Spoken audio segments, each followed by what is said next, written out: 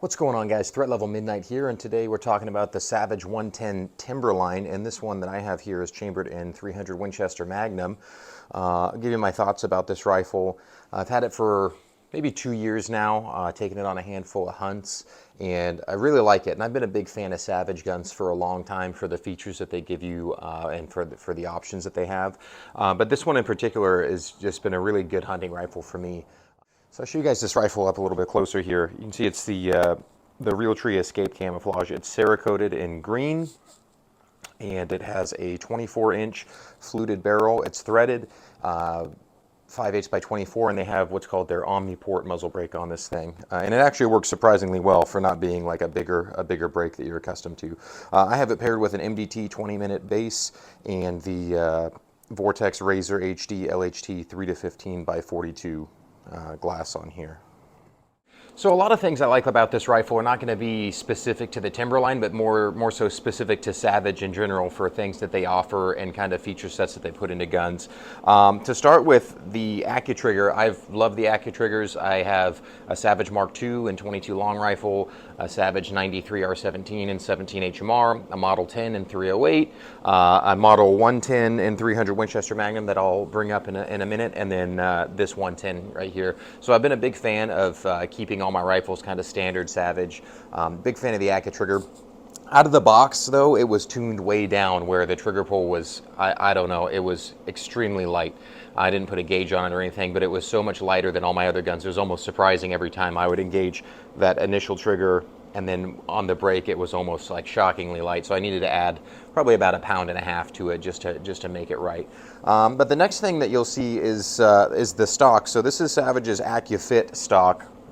And it's kind of an improvement on their old school AccuStocks. And if you don't know what an AccuStock is, I'll show you. I have an older AccuStock here, and it's something that Savage did to me that really set them apart from other manufacturers. So if you look at this stock right here, this looks like just kind of your run-of-the-mill kind of like overmold synthetic stock that you might see on a Remington 700. But this is very far from what you'd see on a Remington 700. So if you look in here, from here all the way up, you have an aluminum block. You have an aluminum bedding block that runs the full length of the stock. So not only does it make it super rigid and it gives you points to mount your sling studs into and bipods, but it gives you a really great surface area to bolt your action to, instead of having little bedding pillars that are kind of traditional if you got like a 700 with like the old school Hogue overmold stocks.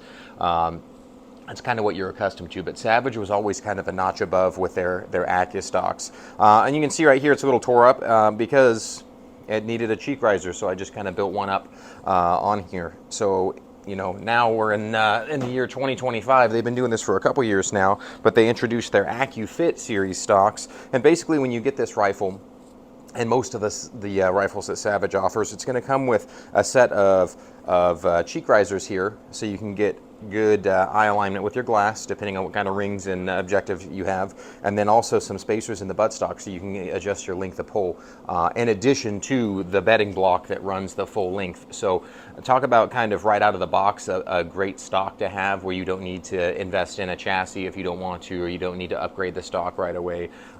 So Savage was leaps and bounds ahead of competitors just in the way that they manufacture their stocks, and especially with the built-in cheek risers and the cheek pieces that you can adjust in and out.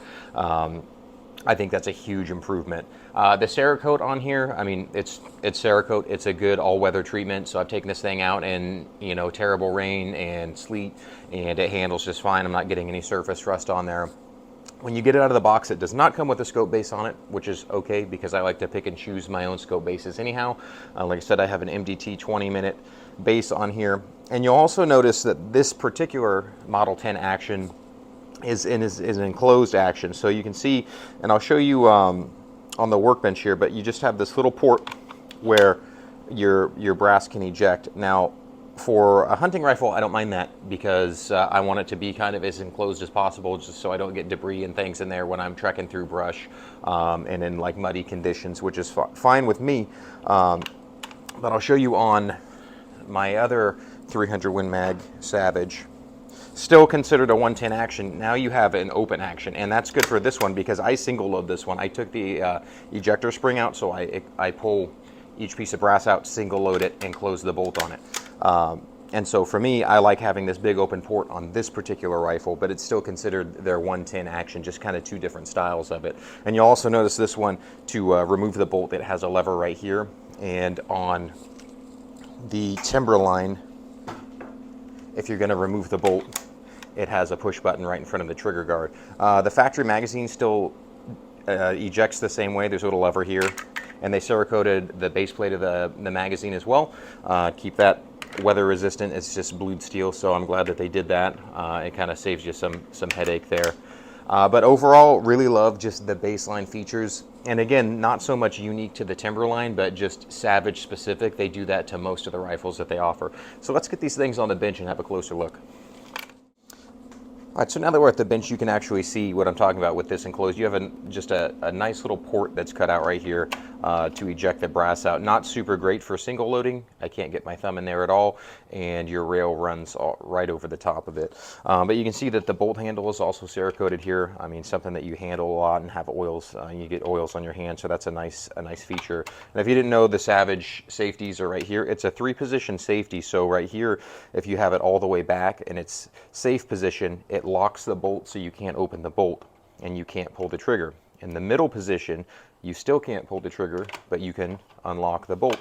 And then obviously in the all the way forward fire position, it fires. And if you didn't know, certain bolts cock the firing pin on the way down, and certain bolts cock on the way up. The Savage guns cock the bolt on the way up. You can see the firing pin is now cocked. As far as the bolt goes, it's not a fluted bolt. It's still a very smooth action. I like it. My brother has the High Country, and that one has a fluted bolt. It's the Savage 110 High Country.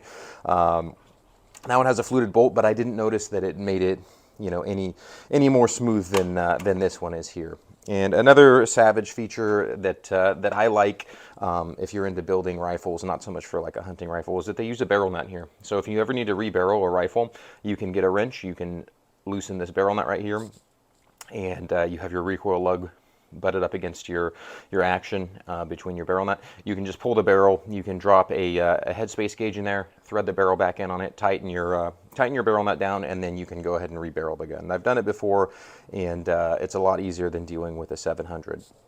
But I'll show you my other 110 action here.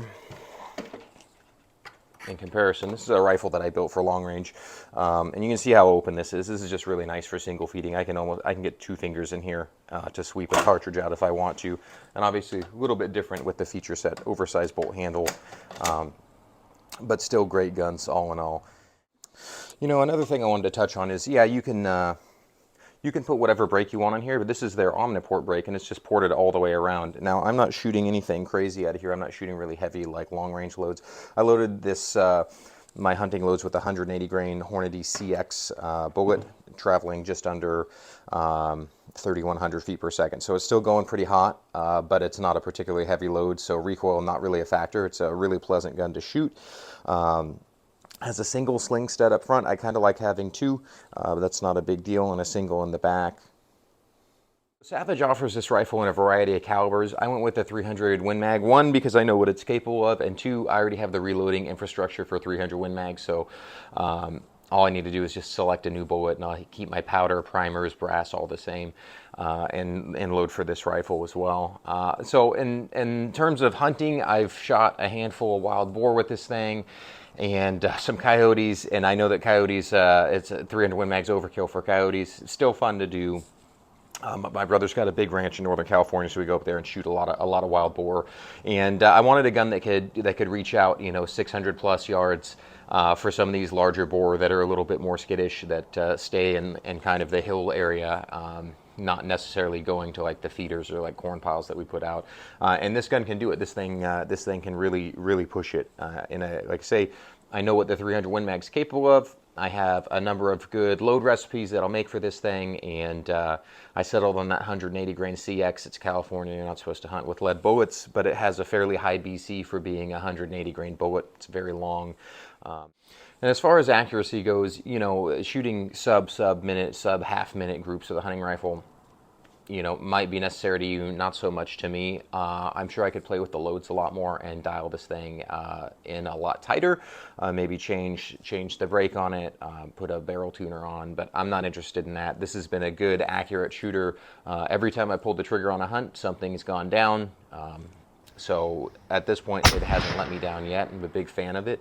I'll do a range review in the future. I'll get some some factory loads, some kind of standard 300 Win Mag offerings, maybe some Federal, some green and white box Remington, and just show you what kind of groups it can print on paper. And then I'll go ahead and push it out to range and see how far we can consistently get hits on probably about a 10-inch plate. I'll use a 10-inch plate just for a good vital zone for an average, like an elk or a large deer or a hog, and show you how it works. But so far, love the rifle. Let me know what you guys think if you've had any different experiences. Thanks for watching. Like, comment, subscribe. Thank you.